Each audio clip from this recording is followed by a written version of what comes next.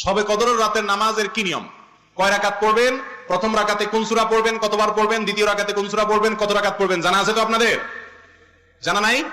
একজনও জানেন না? ইন্না লিল্লাহি ওয়া ইন্না ইলাইহি রাজিউন। হাজার হাজার মানুষের বিশাল সমাবেশ, আপনারা একজনের শবে কদরের নামাজের নিয়ম জানেন না?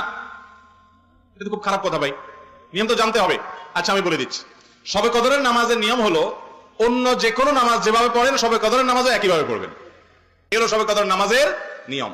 এমন কোনো কথা নাই যে শবে কদরের নামাজে প্রথম রাকাতে সূরা ফাতিহার পর অমুক সূরা এতবার পড়তে হবে, দ্বিতীয় রাকাতে ততবার পড়তে হবে, এরকম কোনো কথা কোরআন হাদিসে, এগুলা মন গড়া বিভিন্ন সিস্টেম, বিভিন্ন পদ্ধতির কথা, বিভিন্ন আপনার বাজারে নামাজ শিক্ষার বই নামে অনেক বই আছে, সব বই না, কিছু কিছু বই আছে, এইসব বইতে শবে কদরের নামাজ এত রাকাত, প্রথম রাকাতের এই নিয়ম, দ্বিতীয় রাকাতের ওই নিয়ম, এরকম বিভিন্ন কথা বলা আছে। এগুলো সব ভিত্তিহীন, মন গড়া, এগুলো কোরআন হাদিসে নাই। কোরআন হাদিসে লাইলাতুল কদরে অন্য রাতের মতো আপনি নামাজ পড়বেন, একটু লম্বা সময় নিয়ে পড়বেন। যে কোনো রাতের নামাজ, তাহাজ্জুদের নামাজ লম্বা সময় নিয়ে পড়তে হয়, দীর্ঘ রাকাত, দীর্ঘ রুকু, দীর্ঘ সিজদা, আস্তে আস্তে তেলাওয়াত, আস্তে আস্তে তাসবিহ এবং সময় নিয়ে পড়বেন। দুই রাকাত করে পড়বেন, যে কোনো সূরা দিয়ে পড়তে পারেন, একবার পড়বেন না দুইবার পড়বেন, সূরা ফাতিহার পরে সূরা, এটা আপনার ব্যাপার, কোনো সূরা নির্ধারিত না।